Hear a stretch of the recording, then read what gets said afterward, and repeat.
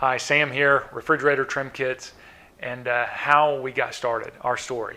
And it all began when my wife and I embarked on a pretty extensive remodel, and it was time to go appliance shopping. We walked into the appliance store. The salesperson is showing us a row of regular counter depth refrigerators, and my wife notices some refrigerators across the room and asks what those are. He gladly took us over there to these $8,000 to $12,000 refrigerators, which at the time I didn't even know they existed. They were called built-in refrigerators, I learned. And but the sticker shock sent us back to the other side of the room. But an idea popped into my head at that point in time. I said to myself, boy, there's got to be a way to make one of these refrigerators look like one of those refrigerators.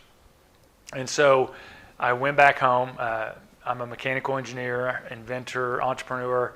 I went back home. I got to work, and the trim kit came to life. So, yeah, I'm glad you're here. I'm glad you're visiting the site and interested in the product. And if you have any questions at all, I encourage you to reach out to us. Support@refrigeratortrimkits.com. Thanks.